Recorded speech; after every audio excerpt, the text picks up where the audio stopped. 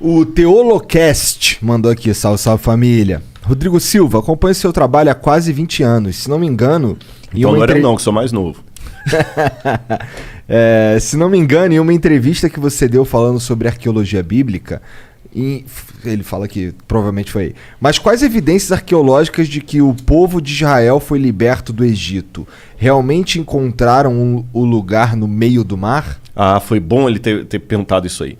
Tem um falso arqueólogo, eu vou até gravar um vídeo, porque agora de novo os vídeos desse cara aparecerão, um tal de Ron Wyatt. Que ele fala que encontrou roda do carro de Faraó debaixo do Mar Vermelho, encontrou a Arca da Aliança lá em Jerusalém. É tudo mentira, sabe? E toda vez que eu dou palestra, o pessoal pergunta sobre isso. Encontrou a Arca de Noé também lá na Turquia. E tudo falso. Tudo falso. E o cara tinha umas paranoias meio doidas, que Deus falou com ele quando ia revelar a Arca e tudo e tal. E agora alguém me mandou que ele fez de novo um vídeo. Ele já morreu. Ele era um anestesista de Nashville, Tennessee. E fizeram um vídeo agora bem feitinho e tudo e tal, e já tá com mais de 1 milhão de visualizações. Então, sobre o que esse vídeo é? Esse é sobre a achado da Arca de Moisés, a Arca da Aliança. Mas é tudo falso. Entendi. Você entendeu? Não tem nenhum arqueólogo com diploma mesmo que endosse o cara. Entendi. Não tem um. Bom, então, isso aí tudo é falso. Esquece esse negócio de roda de carro. Eu tive no Eiba, no lugar lá. Eu sei que é tudo falso, os lugares que ele fala. Lá em Nueiba tem uma coluna levantada lá que ele fala que foi Salomão que ergueu para marcar o lugar da travessia. Aquela coluna é romana, gente. Não tem nada a ver. Então o cara é todo furado. Entendi. Todo furado. Mas quais são os indícios de que Israel saiu do Egito? Em primeiro lugar, lembra aquilo que eu falei. A história passada é uma história fragmentária. Eu até dei o exemplo aqui. Como se fosse um quebra-cabeças de 10 mil peças. Faltou um monte, faltou na maioria. Então, assim, não é só arqueologia bíblica, não. Isso vale para a arqueologia da Grécia, a arqueologia de Roma. A biblioteca de Roma se incendiou nos anos 60, não 1960, na época de Nero. Depois você teve também a queda da Biblioteca de Alexandria, em 691. Depois você teve em 1453 o incêndio da Biblioteca de Constantinopla. Muita coisa se perdeu. Então a gente tem um monte de fragmento que a gente completa com coisas que fazem sentido. Fazem sentido. E bingo, é isso aí, Igor. Então algumas coisas que fazem sentido. Em primeiro lugar, eu desloco o êxodo da época de Ramsés e coloco na época de Tutmoses, na 18ª dinastia. Eu sei que o desenho da Disney... aliás, foi até uma crítica que eu fiz na Record lá e eles aceitaram que na novela Os 10 Mandamentos o faraó era o Ramsés. Eu falei, tá errado. Cronologicamente falando, o faraó tem que ser alguém da 18ª dinastia. Então é lá que eu tenho que buscar as evidências do êxodo. E quando eu vou na 18ª dinastia, eu encontro um monte de coisa. Em primeiro lugar, você tem uma rainha, filha do faraó, chamada Hatshepsut. E nessa época que ela estava ali, o pai dela era Tutmoses II. Tá bom? Tutmoses II. Eles tinham muitos escravos asiáticos, porque os egípcios tinham expulsado do país os Ixos, que eram semitas, e os outros semitas que ficaram, eles escravizaram. Então nós temos muitas coisas da parede lá, deles punindo os egípcios, os egípcios não, os asiáticos, que podem ser os hebreus. E a Hatshepsut, quando ela queria ter um filho dela no poder, no trono, mas ela nunca teve. Então tudo indica que ela adotou uma criança. E a Hatshepsut, ela até se proclamou faraó para não deixar que o filho do marido com a amante assumisse o poder. Quando esse filho do marido assumiu o poder, que para mim é o Tutmoses III e é o faraó do Êxodo, ele assume, a primeira coisa que ele faz é escravizar os asiáticos. Você tem paredes lá mostrando assim, façam mais tijolos, igual a Bíblia apresenta e tudo mais. Aí, curioso, que quando você vai na tumba dele, você descobre algumas coisas curiosas. Daqui a pouco eu vou lembrar o ano que a tumba foi descoberta. Ela tem na parede o Amduat, que é a oração que o egípcio faz para as passagens da alma no mundo dos mortos, no barco solar, até Osíris e voltar. Na 12ª oração da Amduat, tem uma oração de Tutmoses assim, que aqueles que morreram com ele na grande inundação e não tiveram oportunidade de ser mumificados, que tenham o seu corpo preservado. Porque eles morreram na grande inundação por seguirem a sua carne. Estranho, né? Não tem inundação no Egito, não chove. Não chove, só chove lá em Alexandria, mas aqui embaixo não chove. Que inundação é essa? Uma inundação que matou o exército de Faraó e está registrado isso lá. Outra coisa curiosa é que quando descobriram Loré, que descobriu a tumba dele, quando abriram, o sujeito que está mumificado ali não pode ser o Tutmoses, porque ele morreu com 60 e poucos anos, e o sujeito que está ali tem 20 e poucos anos. Alguém foi colocado no sarcófago no lugar dele. Entendi. Dá a entender que a múmia dele morreu, talvez, naquela afogamento que tem ali. Uau! Não pode ser o Êxodo? Aí você tem o papiro de Pulver. O papiro de Pulver, esse livrinho meu, Escavando a Verdade, eu vou mostrar para vocês, eu fiz uma tradução do papiro de Pulver. O papiro de Pulver, que hoje está na biblioteca de Leiden, na Holanda, ele traz uma coisa muito interessante que parecem ser as pragas do Egito. O papiro de Pulver, ele conta aqui, inclusive isso aqui é a parte do Tutmoses, do cara batendo nos escravos que eu falei. E o papiro de Pulver, eu vou ler para vocês aqui, olha um pedacinho das pragas. Deixa eu ver aqui.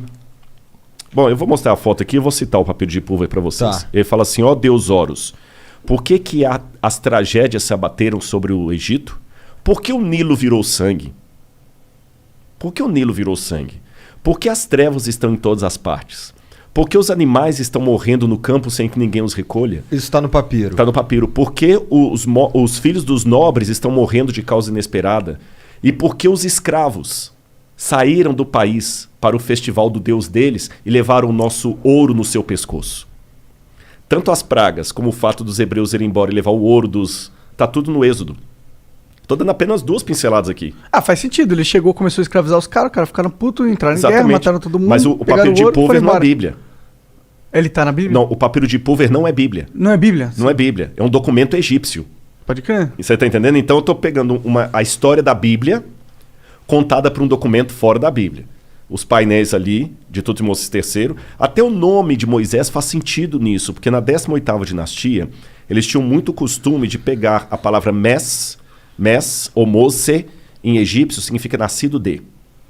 E eles acoplavam o nome nascido de ao nome de uma divindade.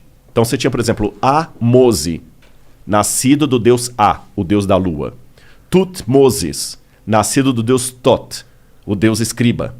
E o nome do hebreu, Moses, Moshe em hebraico. Nascido de quem? Parece que quando ele entregou para o deus hebreu, ele tirou a divindade egípcia. Então até o nome dele é um nome egípcio. O livro do Êxodo tem várias palavras que vêm do egípcio.